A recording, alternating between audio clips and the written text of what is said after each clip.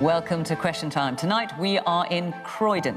On tonight's panel, James Heappey, the government's Armed Forces Minister, formerly an Army Major who served in Iraq and Afghanistan. Labour's Shadow Education Secretary and former Chief Executive of the Child Poverty Action Group, Kate Green. Nadra Ahmed, Executive Chairman of the National Care Association, which represents small and medium care providers. Former banker turned writer, co-founder of the Black Writers Guild, and author of How to Think Like a White Man, Nels, Abbey. And Titan of Journalism, Chairman of the Spectator Magazine Group, former editor of the Sunday Times, ex-BBC presenter, and until this week, Chairman and lead presenter of GB News, Andrew Neil.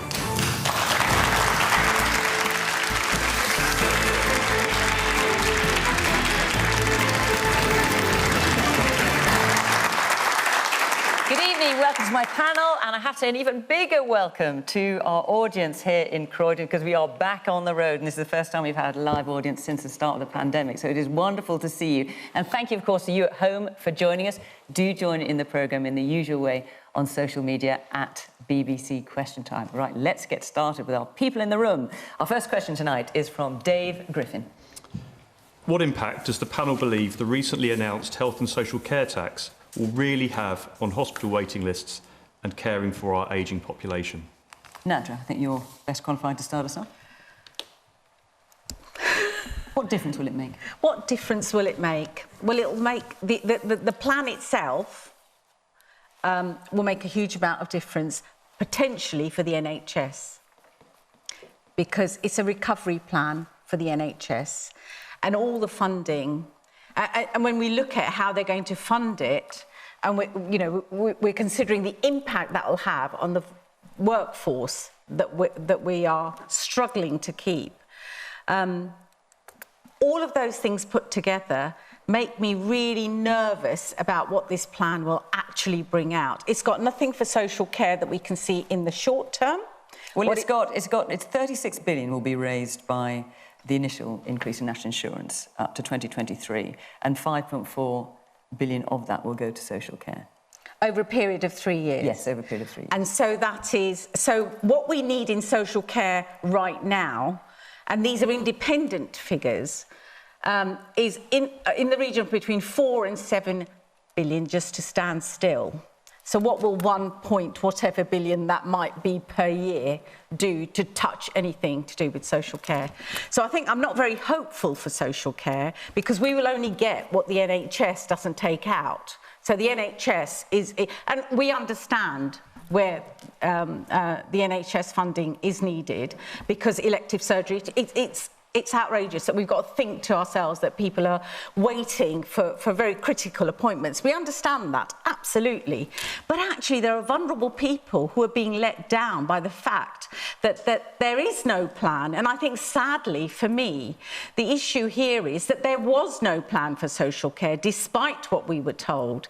And this has just been put in right at the end, because all we can expect is a white paper that we will then need to discuss and debate, okay. And we'll need to look at that. So actually, the reality is this is a plan for the recovery of the NHS and social care. And the irony in all of this is that social care, if that collapses, the NHS will not survive. Okay. Andrew. Well, I think it's good that the NHS is going to get more money, because clearly it needs more money. And I think it's right that you have to raise taxes to do that. You can't just keep on borrowing and borrowing. If you want high-quality social services, you have to pay relatively high taxes. And that's what Britain is now going to have to do. But it is a spending plan. It's not a reform plan. There are no plans to reform the NHS to make it more efficient. And an organisation the size of the NHS, 1.5 million people, can obviously always have room for efficiencies and spending the money better. That's not going to happen, though I do see we're going to hire a couple of hundred people at salaries of over £200,000 a year, so that's good for them, and they'll get a bit of that money. But I think it's also the case, the danger is for social care is that the NHS is going to take all this money, and there'll be very little left for social care. And we talk about social care in terms simply of extra money, but we need a plan for reform of social care as well. It's not just money, it is money, but we need reform as well. Okay. The man in the glasses. I mean, the need to spend more on social care is kind of undeniable, but the mechanism to actually fund it, I think, is is not great, because when you do it through national insurance, it means the average Joe in the street has less money in their pocket. And because there's also employers' national insurance, that presumably would mean there's inflation, so you have less money, plus things cost more. So from my perspective, it just feels like the wrong way to fund it. And the man behind you then? I take the view that, okay, the government is putting money in, but where are the people who will make the difference? My view is that the government, if I may, I'll mention our Prime Minister, they are all trying to get away from a stuck situation. We are all in a stuck situation at the moment because of COVID. But instead of removing the stuck situation, Prime Minister is just changing the minister around, say we are putting money here and money there, but so much cut has been made there in the personnel that there are not enough people to do the work. I think that's the problem.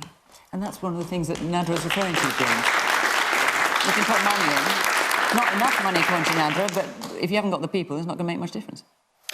Well, I think that the question in asking how much of this will it sort out the NHS recognises quite rightly... Well, no, the question is twofold. How much will it sort out hospital waiting lists and caring for our ageing population? Yeah, no, exactly. I was going to take that. I mean, so there is an NHS that is a long way behind in dealing with elective procedures and everything else, because quite rightly, our clinicians have been focused on the pandemic over the last 2 years. So I think it's the right thing that we're raising money through this levy to sort out that and to put additional money into social care. Now, I don't disagree in the slightest that money in and of itself will not solve the problem completely. There is a reform that's quite... Well, the plan is to change how we make people liable for their care instead of... No, but what's the plan to make social care better, or the NHS better? Well, I think that clearly putting more money into social care will bring about an improvement. If I look at my own part of the world in Somerset, social care has been chronically underfunded for decades, with a population that is ageing and placing ever more demands on the social care system. And when the social care system can't keep up with demand, placing demand on the NHS. Now, that doesn't mean that money in and of itself will solve the problem. There is a requirement, I think, to look at how we structure care provision within local authorities and within communities. There's a requirement, I think, to look at how we support those who care for their own relations, all of which... I've got to tell you, James, Nadra sitting next to you is looking thoroughly fed up with all this. You just want to pitch in quickly? I just want to say that there is no plan. I think the worry for me is you cannot fit a plan into a financial envelope. You have to have a plan and then try and fit it into what the finances is. You have got a plan, but it's clearly there wasn't a plan for social care. Nels? But I agree with the gentleman about in the stands with the glasses on over there. I was principally more concerned about how it's being funded per se. I am of course concerned about the actual plan itself, but the funding is pretty much where it really concerned me. And I think we had a clear choice between taxing the have-nots and taxing the have-yots. And we went with the have-nots in this situation. It feels somewhat immoral. It feels wrong. It feels It feels like that was the time for a wealth tax to actually deal with both situations, far of improving and saving the NHS, and also to the social care too in our community. So it looks like the government's taken perhaps the weaker way out in terms of actually going after the person with the person less able to actually carry the weight than the people more able to do so, particularly given how much their wealth has grown during the last 18 months of COVID. Kate, I'll come to you in a minute with Labour's suggestions. The lady at the back then. Hello. I just want to reflect on what the gentleman in the middle said, really, about the NHS and also about reform and all the rest of it. We can't run the NHS on no people. As a community nurse myself, in Croydon, we have had no problem at all, really, in terms of recruitment, but retention has been really, really difficult. So people don't want to stay in the NHS working. The nurses are the largest part of the workforce, basically, for the NHS, and people don't want to stay in it. After 2 years, a lot of newly qualified staff are leaving, and a lot of that is down to the fact that they are undervalued, under-respected, and there's no money in that job. You know, people are using food banks to feed their children as nurses. It's very wrong. Man in the check shirt.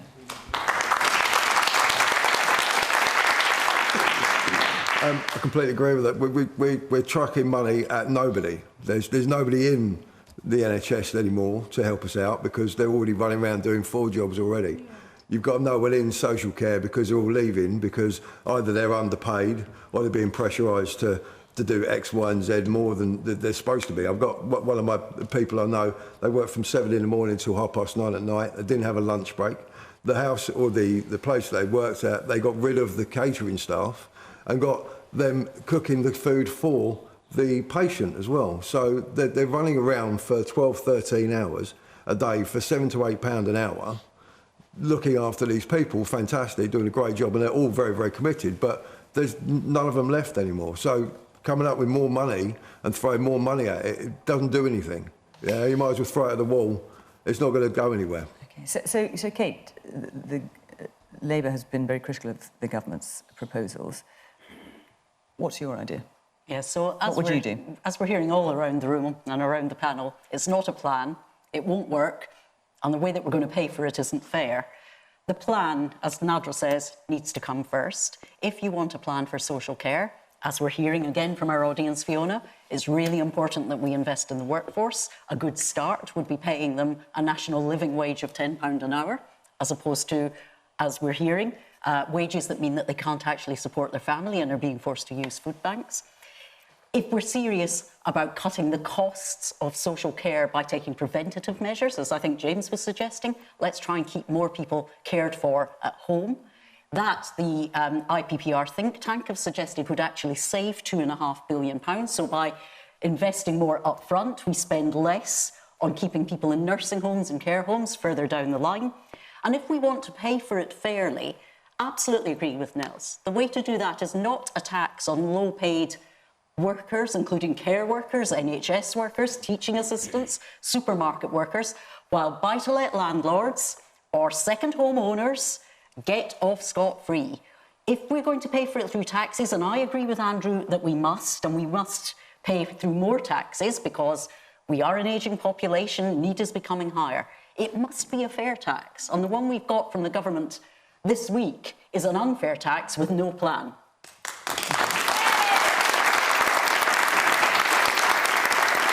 The glasses, yes. In principle, I agree with raising money for social care and NHS. But as it's been said on the panel, this is a tax increase. We're going to pay more taxes. So what provision has the government made for local authorities who have not actually, who are in financial crisis, such as Croydon, so that they don't increase their local taxes, because that would be another burden on thousands of working class people? Is it a fair tax, Andrew? Not really, because national insurance starts way down the pay scale, much low. It clicks in much lower than income tax does. So in many ways, you are taxing people who are already on very low income, sometimes the minimum wage, to raise the money to then spend back on them on their health service. So I think it isn't. So it is an unfair tax, and it's interesting that Labour says it's an unfair tax, though I don't remember them saying that when Gordon Brown increased national insurance to pay for the NHS, because he did the exact same thing. So if it was unfair now, it must have been unfair then, but the voices were quiet then. The honest thing to have done, if the country thinks it needs to spend more on health and social care, the honest thing to have done would be to have increased income tax, because it's a broadly based tax. And it comes in higher up the pay scale than national insurance. I think it's Shangri-La land to think that a wealth tax could raise the kind of money that is being done. You could get a wealth tax, and you could get a fair amount the first year.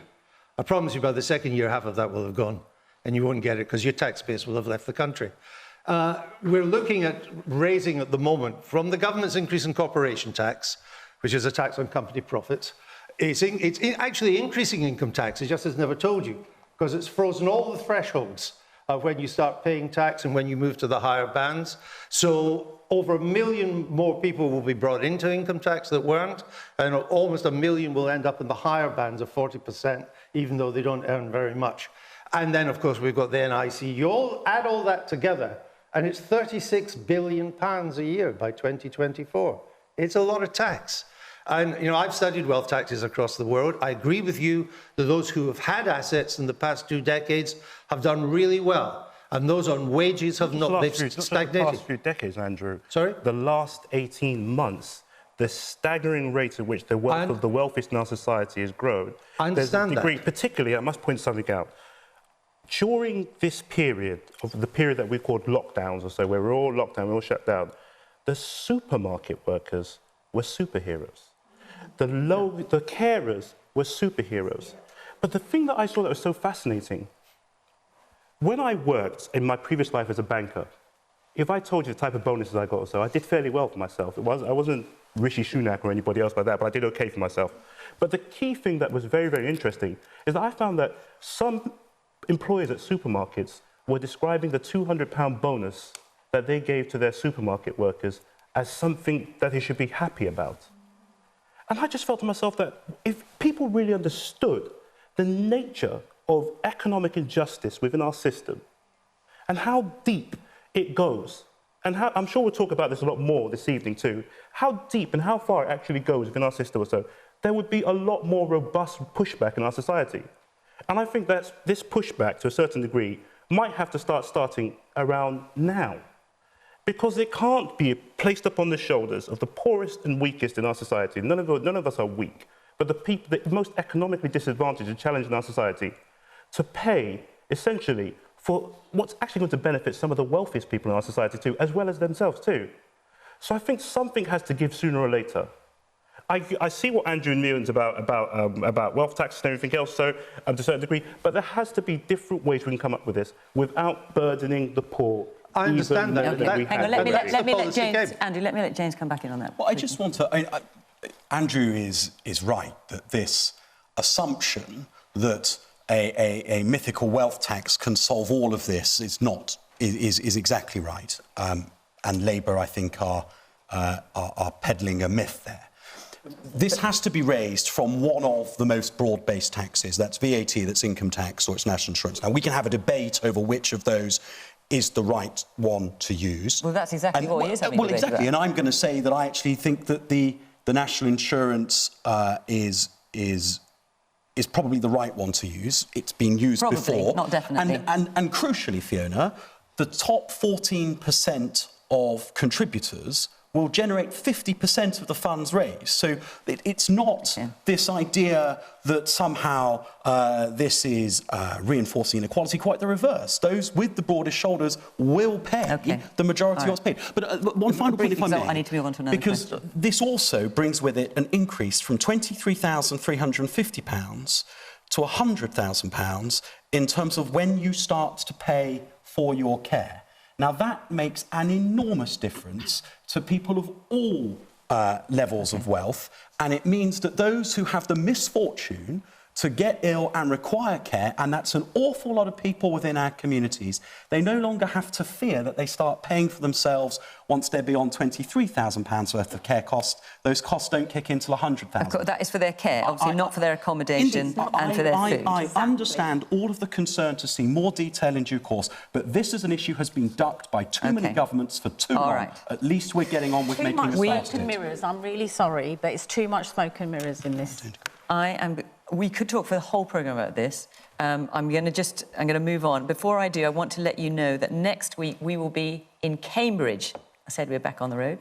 David Lammy, Labour, of course, will be on the panel. And the week after that, on the 30th of September, we'll be in Birmingham with Wes Streeting and Love Island's Amy Hart, fresh from giving evidence to the Department of Culture, Media and Sport, to the Select Committee. So we'll be hearing from them. So if you'd like to be in the audience, do apply on the website in what was the usual way and is now the usual way again. We'd love you to join us. And we will be in Cambridge next week and in Birmingham the week after that. Right, let's take another question from Beatrice Milne. With the recent GB News resignations, will it become a new British Fox News? Well, who could answer that?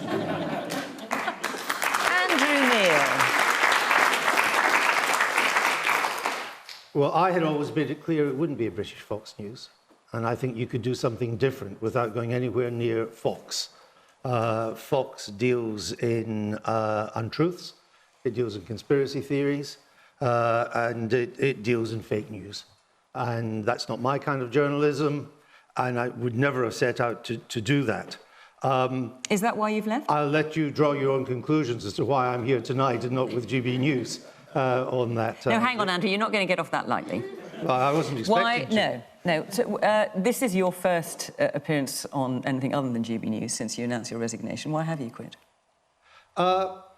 In the run-up to the launch, through the launch, and in the aftermath of the launch, and I think most of you who know anything about it will know that you couldn't file the launch under startling success, more and more differences emerged between myself and the other senior managers and the board of GB News. And rather than these differences narrowing, they got wider and wider. And I felt it was best that if that's the route they wanted to take, then that's up to them. It's their money. What was that route? And, well, the route is what I think is what you can see on GB News at the moment. People should make up their own minds as to whether that's what they want to watch. I thought it wasn't for me, and I had wanted a different route. Doesn't mean I'm right, they're wrong, but it certainly was a difference. And is it because you felt they were going too far to the right? I also spent the summer looking at all the work I'm asking, is it that you felt they were going too far to the right? People should make up their own minds on that. No, but we're just wondering why you've What I've told you is that the differences were such that the direction they were going in was not the direction that I had outlined. It was not the direction that I had envisaged for the channel. But I was in a minority of one. So it's doing what it's doing, and it's up to them. Good luck to them if that's what they want to do. But it wasn't going to be with me. You know, lockdown and the summer and all the rest of it made us rethink our priorities as well.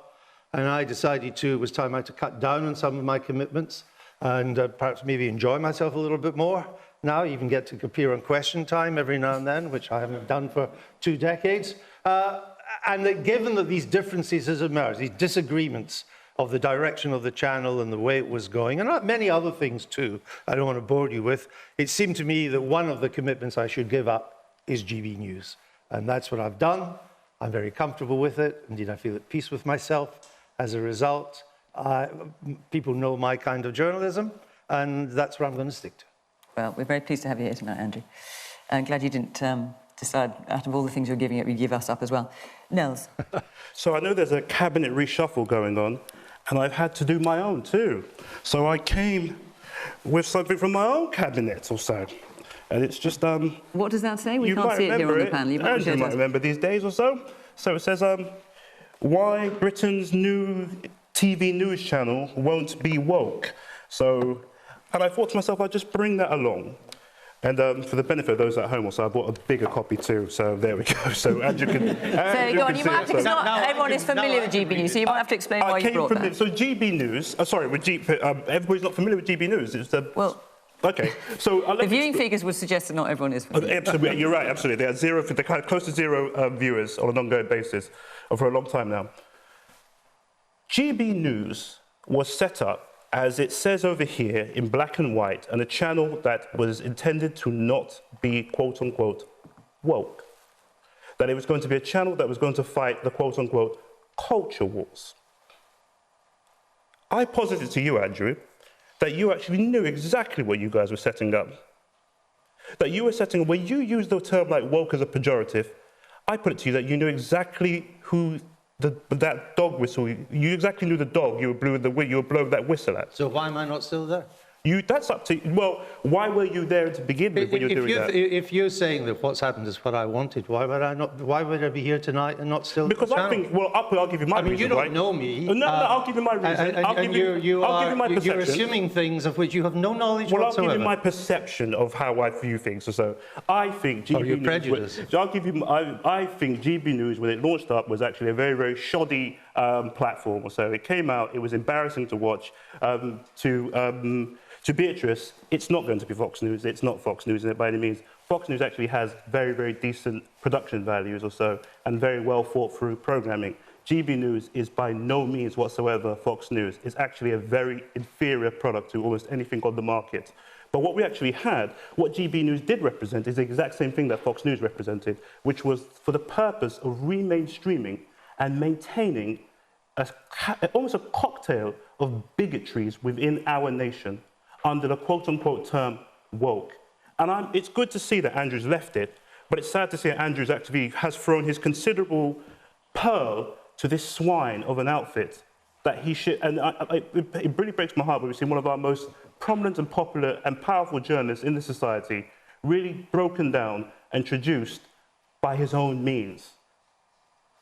I'm disappointed, to put it mildly. So I'm broken down and traduced? No, yeah, I think you're broken down and traduced in terms of as you're standing as a journalist in this society, most definitely. Andrew Neil, you're not who you were about 24 months ago. For someone who's never met me, you seem to know a hell of a lot about me. Andrew, I know how the audience perceives you or so. That is my... No, you don't. Yes, I do. Of course, you know how the audience perceives you. There's a reason why you left your show after eight episodes.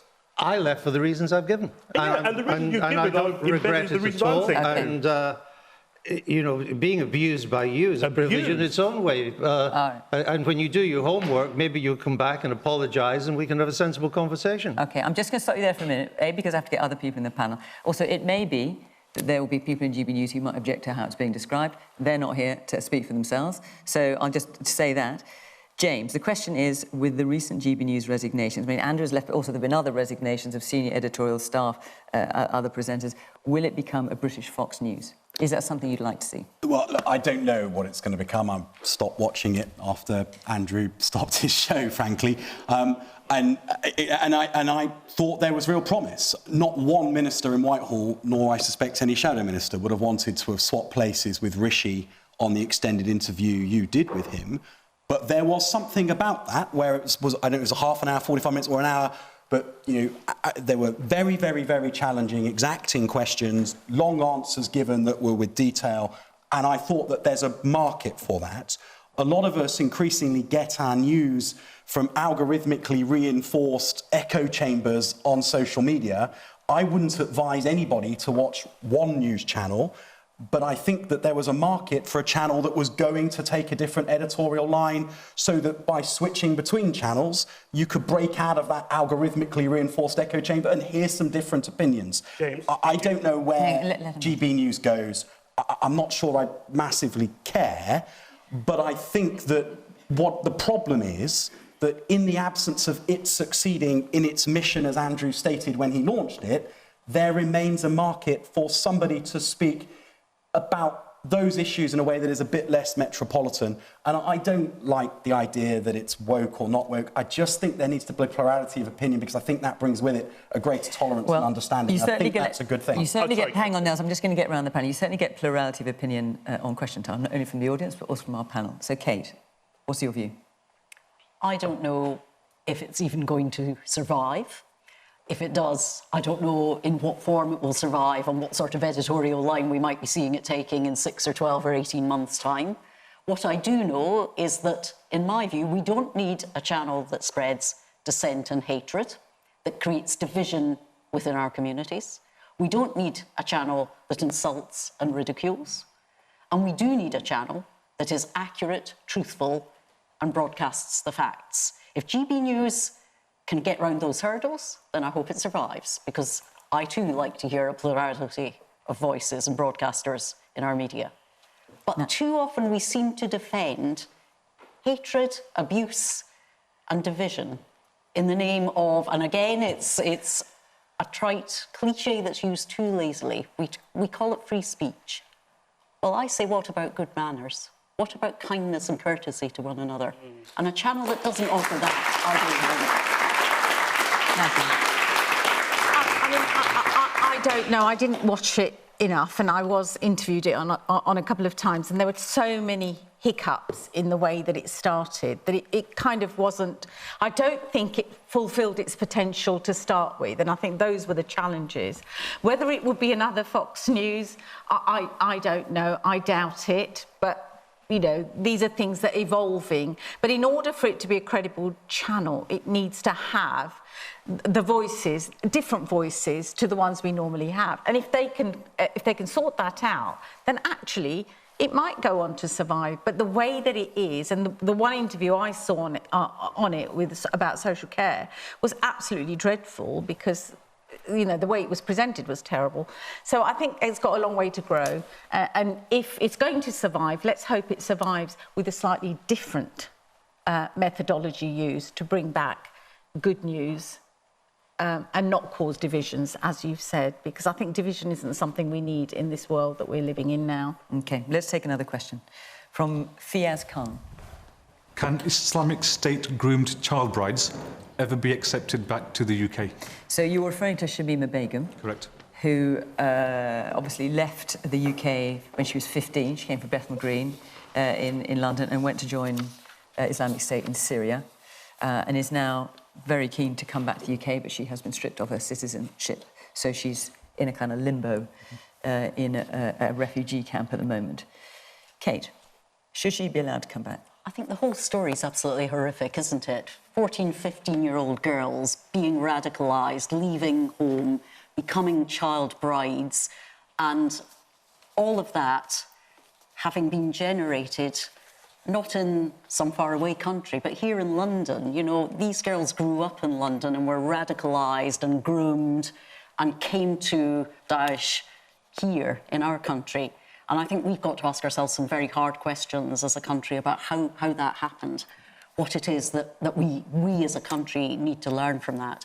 Of course, now, Fiona, we've got the judgment of the Supreme Court, and we have to respect the rule of law. It's said that the government is right that to remove her British citizenship, not to allow her to return to the country. And do you support the removal of her citizenship so that she cannot return? I think it's absolutely right that we follow the rule of law. We've got a court decision. It's been really clear. But I think that for us as a country, we don't want to see this happening to more young girls, to more young people. And we've got to learn the lessons of what went wrong and understand what it is that we need to do differently so that there's no spurious attractiveness to young people of getting involved in extremism in the horrifying way that those young girls did. Nels. Shamima Begum was born here, she was raised here, she was groomed here, she was radicalised here. She belongs here, and she belongs in the justice system, where she should be answering for what she's been accused of. The notion that is what has happened here, in my view, even with the Supreme Court judgment, so, which I do not agree with, and I do not respect, for I believe it actually creates a multi-tier system of citizenship within this country and places black and brown people in particular at significant risk of vulnerability of their citizenship being stripped. Actually, Nels, I just want to point out that there is a white British person who's had their citizenship taken away from this. Jihadi, he's known as Jihadi Jack. His name is Jack Letts. That's right. And he joined Islamic State. So he's, just for your information, he's a white man who's had his citizenship. Fair enough. I stand corrected, but I stand by my principle. If these are, there is no level test of how serious your crime is as to whether or not you face due process in this society. That's not how we do things in this country. In this country, if you break the law, you commit a crime or you're accused of so, you face the court system and you're either found guilty or you're not found guilty. And if you are found guilty, you go to prison, and then you go through some degree of rehabilitation system. That's what should be happening to Shamima Begum right now. I don't think this whole notion in which we strip her of her citizenship and then we come up with some sort of notion as if she's Bangladesh's problem or so, as if Bangladesh is somewhere, to use Fidel Castro-style language, is some sort of place where Britain can flush its undesirables onto, is the direction of travel we should be going into. She's one of us, she belongs here, and she belongs in the criminal justice system. Piers, you asked this question. What's your view? I'd say very, very disappointed by the response from Labour. I mean, you are allowed to oppose the government. So the Supreme Court, I accept the Supreme Court's decision. They're just saying that what the government did, they were allowed to do. But that doesn't mean you can't oppose what the government did. I find it quite astonishing. I think it's a difficult balance, isn't it? Because we must, as a country, defend the rule of law. The Supreme Court is the supreme decision-making tribunal that we have, and it's made a decision. And I think the decision was made by the government. To undermine and to question our own justice processes and the decisions they make comes with its own dangers. And I think that's an important Obviously, it only went to the Supreme Court because the government took that decision. If they hadn't taken that decision, it wouldn't have got to the Supreme Court. So putting that to one side, would Labour's... I think Fiaz's point is, in the first place, would you have stripped her of the citizenship? Well, I'm not going to speculate on a case that was not brought before us, but what I would say is that it is as important to defend the decisions of our courts, and we've seen what happens when governments start to try to question the ability of courts to make decisions, as it is to make sure that we run a justice system that is fair and gives everyone the opportunity to be treated this is nonsense. Appropriately. It was a government decision to strip her of her citizenship. All the Supreme Court did was to rule that that was legal. That was what it was, but it was government policy. And as an opposition spokesman, you are allowed to have a view on whether... I am a spokeswoman, Andrew, actually. Whatever. Well, maybe you should do a bit of it then. You are allowed... allowed to criticise government policy. And I think it was, in retrospect, probably a mistake to take her citizenship away, because it does complicate things enormously now about bringing her back. And there is a case for bringing her back, and not just taking her back. And there's a case for bringing her back, and that she is arrested and charged for material support to a terrorist organisation, because that's what she gave. And she should go through the justice system and face the consequences of that. And let's see how it lies. Because she is a British citizen, and it was government policy to take that away. Don't know what Labour's policy is on it, but it was certainly government policy. And I just think people should... The reason we have the rule of law is that it applies to everybody equally. And therefore we should... I know it was sticking many people's throats to do this, and some of what she did was really quite appalling. But that's why we have a court system and a justice system. She did go and live and work with one of the most evil terrorist organisations in the world. She knew what had happened to the women, the ethnic minorities in the area that ISIS controlled. She knew all that, but she still went. She supported the Manchester bombing as well. Well, that's why we have a justice system, to bring people to account. I mean, she now says, for what it's worth, she now says that she doesn't support it, but she did originally describe it as a two-way thing, a kind of retaliation. Yes. I agree with everything that you said.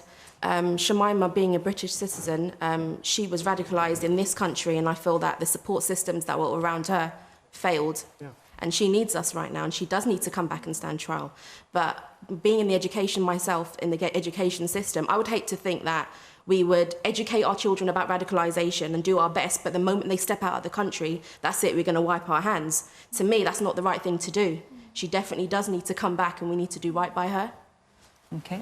Yes, lady here in the white dress. I understand that maybe it's the UK's responsibility, but also her coming back does pose much more of a threat to UK citizens, because there's such a risk that she will continue with radicalisation in prison. And so I do think that that really does need to be very carefully considered. There was a prison cell for David Copeland, who was the nail bomber, and there's a prison cell. We still got enough prison cells for Shamima Begum and anybody else who wants to go down that line of court, that course of action. This is about the rule of law in our country. It's not up to politicians or the government of the day to dictate who is British or who is not British based upon they've committed some crime or not crime. All right, Nels, I'm sorry, I need to hear from the audience as well. Forgive me for interrupting. Yes, in the red chair. Yes, I think she should be brought back to face trial. She's willing to do that. So I think Sajid Javid told us that if we knew what he knew, we wouldn't want her back. But of course, we don't know what he knows, or if he really does know it at all. So I think she should come back here as a citizen and go on trial. And do you have any element of sympathy for the fact that, you know, she was 15 when she left? That perhaps, I mean, she says, you know, she didn't know what she was doing. I think yes, because that's why I think she should come back here and be dealt with rather than rejected and conveniently and not be able to say her piece. Okay, Nadra. Yeah, I think she was a child. She was radicalised in this country. She's born and bred in this country, and I think there is a responsibility towards our citizens. I feel quite strongly in many ways that she's almost being held up as being an example of, you know, this is what would happen if she carried out terrorist acts. And I think that the statement you made about Sajid Javid saying, if you knew what I knew. I mean, she has denied that. And she's denied it. And I think that's the bit that we don't know. And it's really hard for us to kind of get to the bottom of this, because you've got somebody who made that decision saying, what I saw, if you saw what I saw. And then you've got what I think is a child radicalised who's made an enormous mistake and actually probably gone with the flow of that. Should she be brought back? I think to face justice. And I think we have a responsibility to make sure that she doesn't radicalise other people if she's brought back. But if we are telling other people, other countries to take back their terrorists, and we're deporting people out of this country and expecting them to take them, why are we not then doing the same? Also, as well, protection for young people in the internet, because that boils down for protection. If she comes back or not, we have to have things in place for social media, for suicidal attempts and things like that for the young generation. Okay, man in the glass at the back there. Yeah. Yeah, I think it's really, really good that we're compassionate and understanding as a nation, and want to reach out and help people who get themselves into trouble. But we need to also make it very clear that there are consequences when you join terrorist organisations or become a mercenary or go abroad, get involved in illegal conflicts or whatever. You can't just waltz back into the country as if nothing has happened. So even young people need to know that there are consequences. None here in the middle. On that point, I don't think that anybody's saying that Shamima should not be held liable for the consequences of her actions.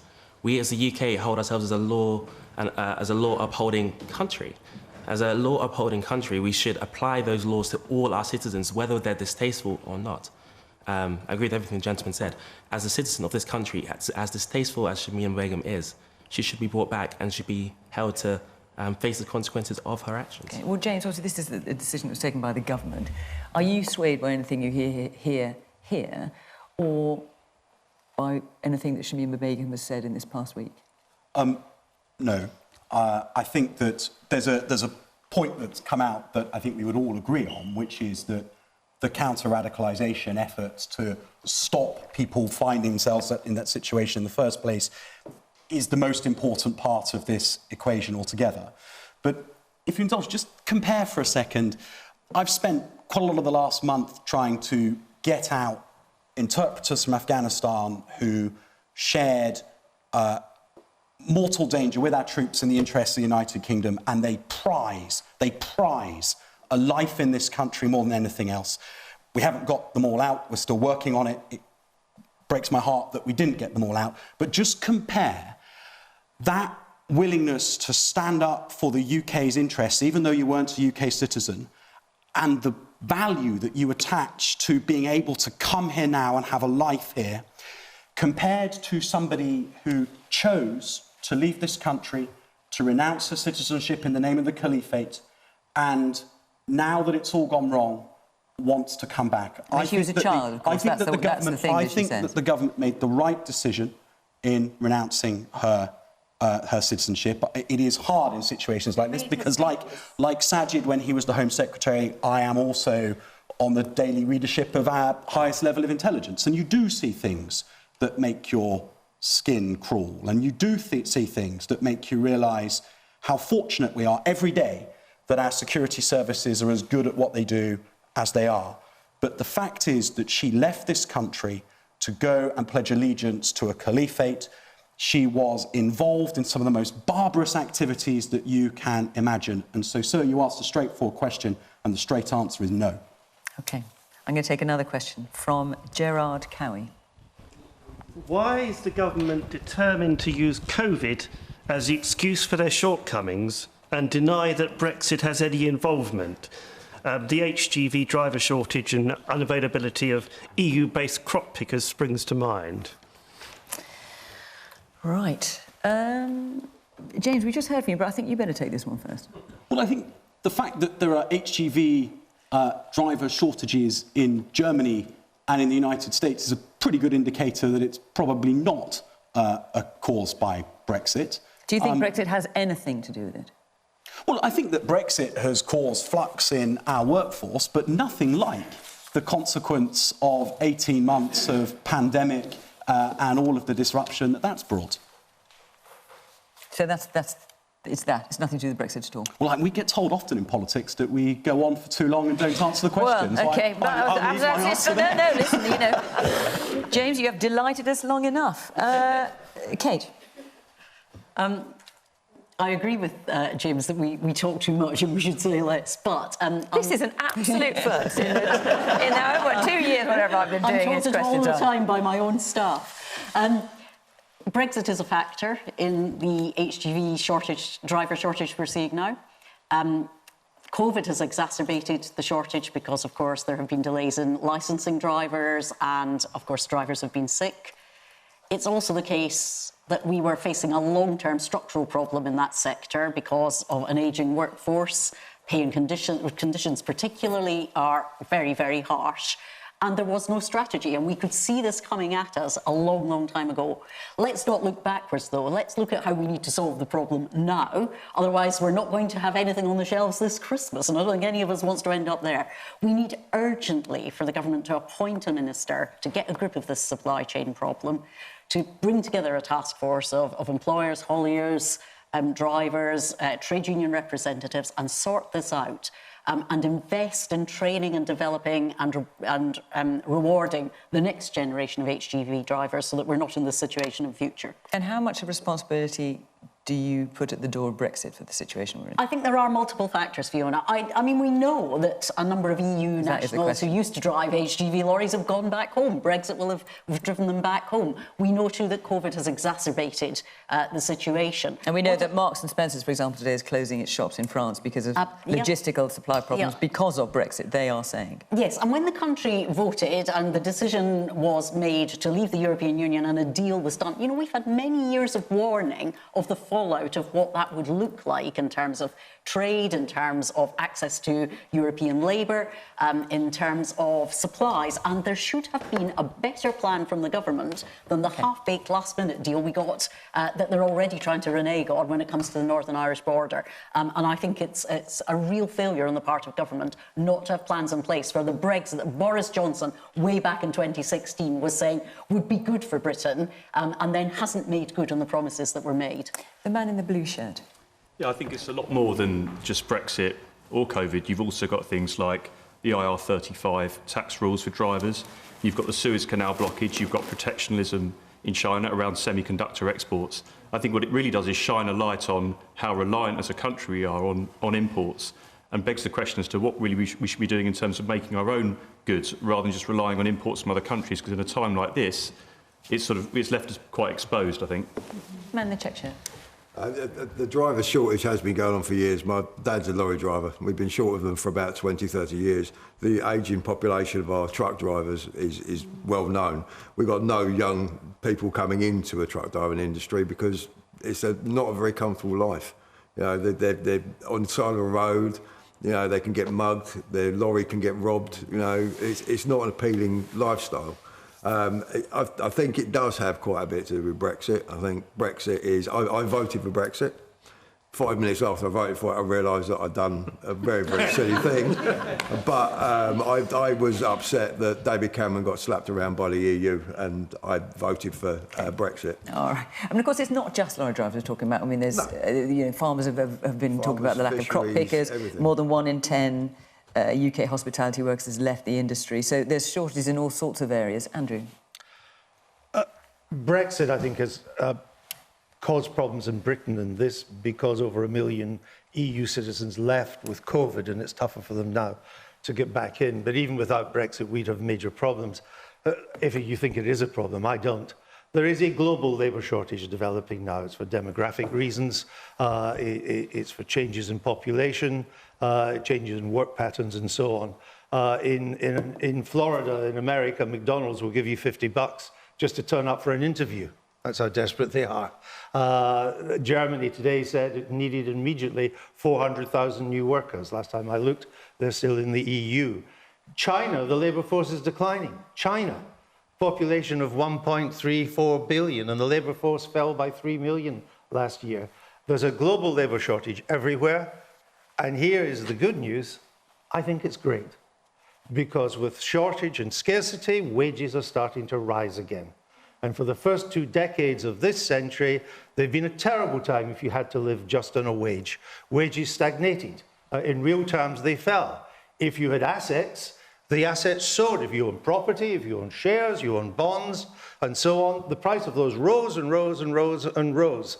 But if you simply depended on a wage, it was hard to keep pace in real terms with price rises in the shops. That is all changing now. One of the reasons why there's a shortage of truck drivers is that the average wage for a truck driver is only £28,000 a year.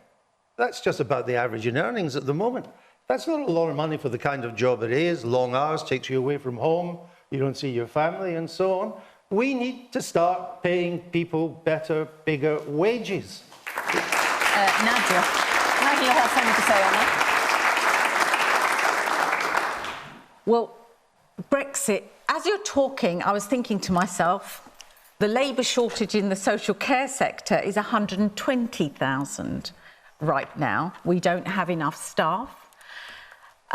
We had the European workers. It really supported us. Once they've gone back, the labour shortage has really hit. As soon as Brexit was voted on, we saw an exodus of staff. It happened almost straight away in our sector. And then we were considered a special case. And I think the problem we have is we talk about a shortage of a workforce. And I think it's important to understand why that might be. Is it because, as we voted for Brexit, people just didn't feel welcome in this country anymore? They wanted to go back, and then COVID hit. I don't know. Was that one of the reasons that we lost all those people? But the reality is Brexit has had an impact. We cannot go to Europe to get any staff now, because it's certainly in the social care sector where we could go. We're not a case that's seen as we can't pay the wages that the Home Office has set. We have to go out and get the licenses, which cost a fortune. So before anybody says to me, train your domestic staff, which is what I hear from the Home Secretary all the time, I don't know what she thinks we do, because to be absolutely honest, the first thing you do when you have a vacancy is you go local. Yeah. You don't immediately go abroad. The domestic workforce doesn't want to work in our sector. So it's the same being applied to the lorry drivers. I see that there are all sorts of things happening now where local people are going and taking on roles. But we don't get that in the social care sector. So why does the Home Secretary think that we don't do the same? We don't look at the domestic workforce. It's only when we're desperate do we go outside of England to look for the workforce. Do you think through a combination of pay and professionalisation through sort of offering career development and qualifications, can you raise the esteem of care? Absolutely, as long as we can get the right funding to be able to do that. So you can't expect us to be paying our staff, which we would love to, the £10 an hour, when the actual local authority funding is less than £4 an hour. So strange doing this for a plastic screen. Okay. Well, we know what the government's committing to funding, because you've already committed to it, and Nadra doesn't think it's enough. Nels? No. Economic growth is a price worth paying for less immigrants. Those were the words of the man who came up with the idea of Brexit to begin with, Nigel Farage, and he said them in 2014. I'm going to be entirely honest with you. I don't think it's just Brexit that's actually causing many of the issues that we actually have. The gentleman in blue over there actually mentioned, I ordered a car in March or so, and I might not receive it until 2023 because there's a backlog in the auto chip, in the microchips in the automobile market, which has pushed up the price of used cars and ULEZ and everything else. I won't get too much into that. But what we have over here is that, yeah, we've got a range of different issues that have come together and are working against us. There is the demographic shift, of course. As far as the other gentleman, the checkered shirt over there, actually pointed out too, that being a trucker or so is actually a harsh, hard life. But then, again, too, the flip side of things too, Brexit did actually lead to an exodus of EU migrants. The person who I bought my house from was a Polish gentleman builder and his lovely wife, and they immediately got out. So they immediately put their house in the market. My builder, he did the same thing. So what we're consistently seeing right now is a shortage of actual skills of people who can actually do jobs for us, or for us as a society or so. And it is going to push up wages, which is a good thing.